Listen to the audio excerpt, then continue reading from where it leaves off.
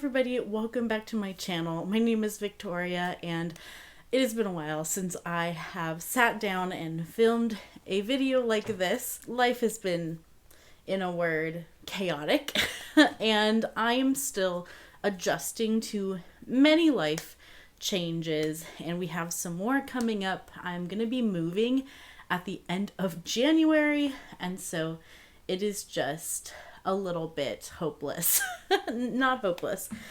This is actually my official recommitment to filming regularly on my channel. I'm going to be posting on Saturdays, once a week, theoretically. No, really. It is a very serious recommitment to this channel. So bear with me as I do adjust to that. I may change the quality of my videos sometimes. I think sometimes I'm gonna have to film in my car, or I'm going to have to do something that's not quite to my personal standard in order to have a video up on Saturdays. And that is something that, as a very type A kind of person, I have to learn how to accept, and I am accepting it. So if you are okay with that, we may have a bumpy road ahead a little bit, but at least I am recommitting to a consistent road, even if that looks different from time to time. But I do have some exciting videos coming up into the new year, and I'm just excited about doing this again. 2022 was just a lot of changes, but we're gonna get into that probably in another video. Today is all about my December wrap-up and my January TBR. I'm gonna combine these two probably from here on out into the new year, just because I'm averaging about 3 books a month, realistically, sometimes even 2 books a month. So my wrap-ups are gonna be small, but I do want to do them monthly, I think. I did try to do some like recent reads kind of videos, but what I found is that because I'm so slow at reading right now, I sit down to film those videos and then I don't remember anything about the book. So I do want to still stay monthly with it. So I'm going to be combining my TBRs also. And that's going to be like a year-long commitment that I'm going to try. So I think it's going to work out the best because when I've done that, I've liked it. So without further ado, here are the books that I read in the month of December. The first book that I want to talk about is The Pickwick Papers by Charles Dickens. And this is part of Katie's from Books and Things. I love her channel. This is her Mega Dickens read-along. She is hosting a read-along of reading all the Dickens works from the earliest one to the latest one, with the exception of the Christmas books. We're not doing the Christmas books because they would fit in weird times. We'd have to read a Christmas book like in the middle of July, so we're not doing those ones. But The Pickwick Papers is Dickens' earliest novel, and it's actually more of a serialized production. It doesn't even really read like a novel, which I think was one of my struggles with this one. I didn't dislike my experience with The Pickwick Papers, but it's not a new favorite book by any means, and I did really struggle through parts of it that just felt a little bit like a slog, for lack of a better word. So this book follows the Pickwick Club, and this is a group of gentlemen, and it's really about their antics and their random adventures that they get into. They're not all particularly smart or intelligent people, and some of them are like socially a little bit awkward. Mr. Pickwick is this kind of like ideal caricature of a character where he just has like a very golden soul, and throughout his adventures he kind of learns how the world is much darker than he thought it was. And I liked that idea for a book and for a serial novel. I think I just wanted more connectivity with the plot. It is definitely episodic, and sometimes it feels more like slapstick humor in some areas, which was fun in its own way, but not really, I think, what Dickens shines at. You do see his amazing ability with characters. I think some of the character work in here is very good, but again, like none of it is his best. So I don't regret reading it. I just don't think I'm ever going to read it again, to be honest. I don't see myself revisiting it. I did read this on audio, so sometimes I don't do as well with audio. In particular, this one, the narrator that I was reading was great, really, but he was very effective at like certain dialects, British dialects, and sometimes it was just hard to understand what the dialogue was even saying or who was talking.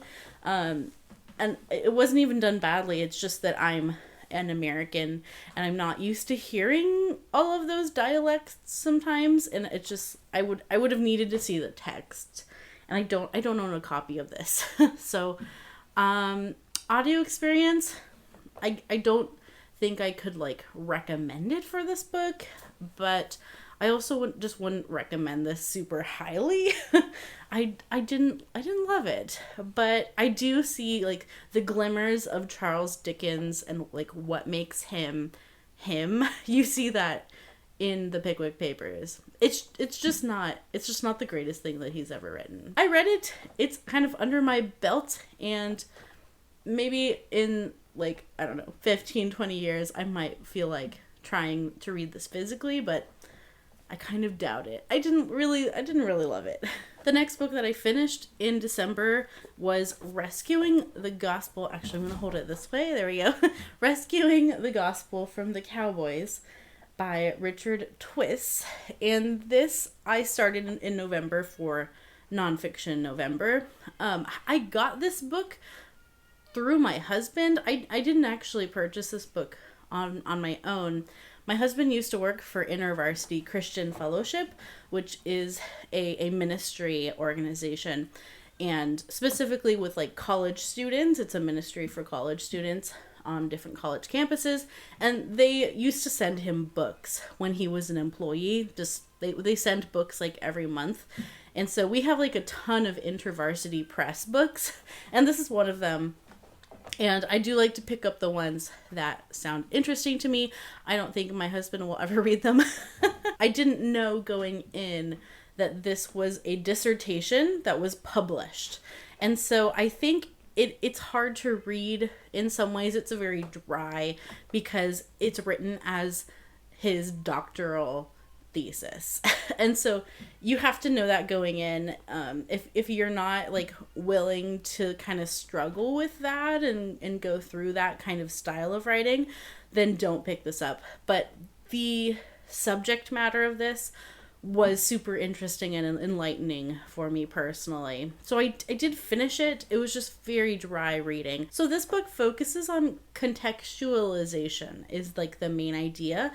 And so basically it's talking about how if a Native American person becomes a Christian, it is very difficult for them to engage in Christianity with their own culture because of like the horrible things that the white church has done to the Native people. And like Christianity itself has obviously a really negative connotation. Like many Native Americans were killed brutally in the name of Christianity. And like there, it just talks about like the complexity of that, where like the damage is done to the Native American community by Christianity, by the white church especially. How it just adds this very complex layer to if a Native American wants to become a Christian, and even like what they have to give up to become a Christian, like culturally, socially. And so contextualization is the idea that like a Native American person could worship God with their own, using their own cultural symbols, like like drums and rattles and things like that. And it talks about how the white church has tried to stamp that out of Native Americans if they become Christians and they want to worship God in the Christian sense. It talks about how much the white church does not approve of them worshiping with their own cultural context, and just the ways in which those barriers are still needing to be broken down, and how different people and different organizations have tried to break down those barriers. It was really interesting. I hope I explained it well. It's really hard to explain, I feel like, but it's a very specific topic that you're either interested in that topic or you're not. As a Christian, you may be interested in it, but I don't know if this would be the first book I would recommend. I would say like there's lots of references to books in this because it's a dissertation, so there's a lot of citings. I would almost like go through the citations of this book in order to find a better starting point. I don't think this is the greatest starting point, but it was okay for me. It's just not riveting reading. So super interesting. I learned a lot. I feel like I gained empathy for like a whole different side of things that I would have never thought about if I had never picked this book up. But it's done really well. Richard Twist, I believe, has a couple other publications, but he's not living anymore. I believe he passed away semi-recently. And so I think this might have been the last thing he published. So I might be interested in going to some other things of his, which are not doctoral theses. They might be a little easier to read. But so that was this one. Take what you will from that review. It's kind of a complicated review to give, but I liked reading about this and learning about it. But the book itself, not the easiest reading and not the most interesting reading, just because it was super dry. And the last book that I finished in the month of December was The Man Born to be King by Dorothy L. Sayers. This was for a read-along that I am doing. It's still December right now. We are doing with Christy and Emma and Carla, and we are having our live show, I think, on the day that I'm posting this video. So we will probably have already had our live show, or we're going to have our live show if you're watching this. I don't know. It's complicated, obviously. But The Man Born to be King is a series of plays about the birth and crucifixion and resurrection of Jesus Christ. And so each play kind of goes through like chronologically. It does start with his birth. It's the only real Christmassy part of this. This is really a good one for Easter, I feel like, but we read it at Christmas, but that's okay. But this is a really good Lent book, I think. But The Man Born to be King was really good. I liked how she did it. I liked what she infused into it. She had some interesting ideas about like how the government officials would be talking around this event and like the Romans, and I enjoyed some of her ideas about how that would have happened. Also, like, women do get a really good prominent role in this book, which I'm sure Dorothy Sayers would have thought about that. As a woman, like theological writer, she would really want to put the women in this story, and she does, which I think is great. This reminded me a lot of The Chosen, which is a TV series that is going on right now. My husband and I have been watching it, and it's really similar to this in a lot of ways, and like especially with showing like the reality of how the disciples might have related to each other and how they would like argue and disagree, and how, you know, kind of normal human things that when you're reading the Bible story is like the Bible gives you more of an outline, and this just kind of like fills in some interesting details and makes it a little bit more human. I'm sorry, my neighbors are kind of like doing this thing right now with their RV. So they're making some noise.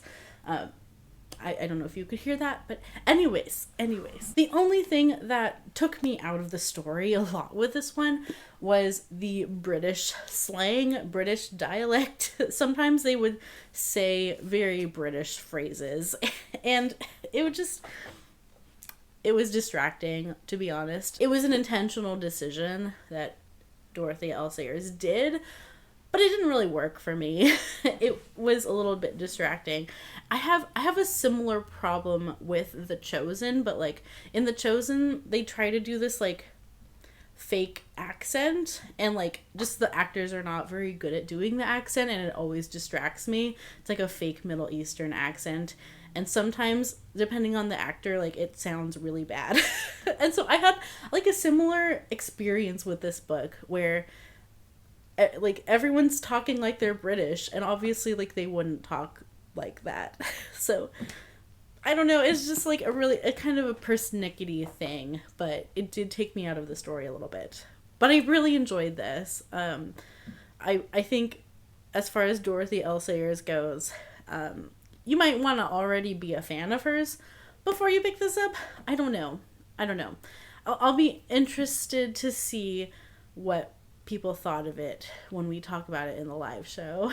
So yeah, I liked this. I would revisit it again, I think, but as a Lent Easter read. All right, it is time to talk about January. The first book that I'm going to be reading, and I may even finish it before January. I'm not sure. It depends on how fast I get through this, but it is Oliver Twist by Charles Dickens. This is the next book in Katie's read-along, obviously. Second book that he published. And so far, I really like it. I am listening to it on audio, and it's working way better than the Pickwick Papers for me.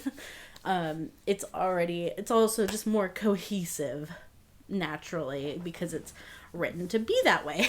So I'm liking Oliver Twist quite a bit already.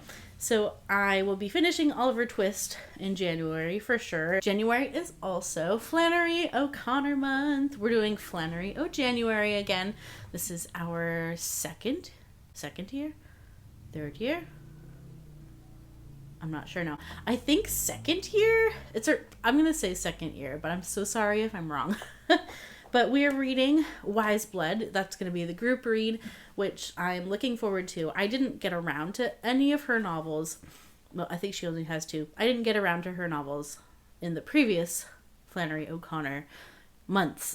So Wise Blood is her first novel. So I'm really glad to be starting with that. I think I tried to get to A Violent Bared Away, which is her second novel. I tried to get to it last year, but it was not going to happen. Because I was so engulfed in her short stories. So I've actually only read short stories by Flannery O'Connor. So very excited to see what she does with a novel. I've heard this is very intense, as everything is by Flannery O'Connor. And I would expect nothing less from her. But this one is definitely my main goal. And then I also want to pick up The Habit of Being, which both Christy and Tiffany are also reading. And so I want to jump into that as well. I bought this last year and have not read it yet. So we'll see how many letters I can get through. I'm not sure I'm going to get through the whole book, but I'm definitely going to make a good solid effort on this one. It's just, there's no like audio or book of this that I could find or anything. So I just have a hard time reading physically and finding the time to read physically at the moment. So physical books they're just really slow for me right now. But I am going to give this a good try. Christy really likes the letters. She said a lot of really good things about this. Also, just about how amusing and funny Flannery O'Connor is. So I'm excited to kind of see that side of her. I just realized I could have been holding the book up the whole time. I do own it. Here it is. There's the cover. I also realized that I have really not been reading fantasy books, and it's making me sad. And so I'm trying to have fantasy back in my life. I think one of the reasons I didn't enjoy my reading that much in 2022 was because I barely picked up any fantasy, like almost none. Maybe none. I don't know. But I really want to read this one, Babel, I'm not sure. An Arcane History by R.F. Kuang. I've never read The Poppy War or anything by her previously, and I believe it's a standalone, so that appealed to me, to just give this author a try without committing to a series. But I've heard really good things about this so far. It is a Oxford setting. I think it's like a bit of dark academia with some fantastical elements, and I've just heard really good things, and people seem to really like what this book does, and like the topics that it tackles. So I'm excited about this. I have started it. I'm not very far in at all, but I so far like her writing, so that's a big plus. It is a chunky one, so I didn't really know that before I got it. I was really excited that it was a book of the month book because it's something that I had really been wanting to read. So I will be reading this, but we'll see how long it takes me to get through it. But I just want to read fantasy again.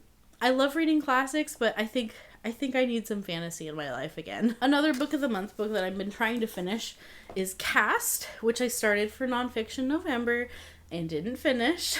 So I do want to continue with this. I'm about maybe like 50 pages, 60 pages in, and was really enjoying it. This focuses on the social issues related to class and how America has this caste system that nobody talks about. And so far it was really, really, really good. And so I'm excited to get through that one more. Just really trying to focus on my book of the month books so that I don't get so bogged down in them because I buy them and then I don't read them. So we're trying to fix that. And then the last book I'm going to put on this TBR is a real chunker. And I actually just ordered my own copy because I started it on ebook, but I realized like with this kind of book, I need a physical copy. And that is Demons by Fyodor Dostoevsky. It's been a little while since I've read Dostoevsky, and this one is a 3-month read-along hosted by a whole bunch of people. I'll put it all down below in case you're interested. But Christy very graciously invited me to this kind of because I said that I was expressing an interest in this book, and she was like, "You should read it with us. Let's do it." So I took the challenge, and I am committing to this one. I don't know how long it's going to take me. I want to take my time because I want to not rush through it. So even a 3-month read along, I don't know. I don't know if I'm going to be able to finish it in time. So if this takes me longer than that, it's okay. But I'm really wanting to commit to this book. I'm not even going to try to describe it because I won't do it any justice. But so far, the little bit that I've read of it, I have liked very much. I do like Dostoevsky. I just, it's been a struggle with his works a little bit. I like Crime and Punishment very much. I struggled through The Brothers Karamazov, but I'm really committed. I want to read this book. So yes, we will see. I'm excited for my physical copy to come soon because I want to like make notes and like put tabs and stuff in it and all that. And that's it. These are probably going to be more like January, February reads, to be honest, but that is what I have coming up in the beginning of the new year. I would love to hear what you are reading to start your year. Let me know, what's the first book that you plan on diving into for the new year? I would love to know. All my social media links are down below. I'm very active on Instagram and Goodreads if you want to follow me there. And I also have a Discord if you want to go over there and chat with me. I hope you have a wonderful rest of your day. Thank you for watching, and I will see you next time. Bye-bye.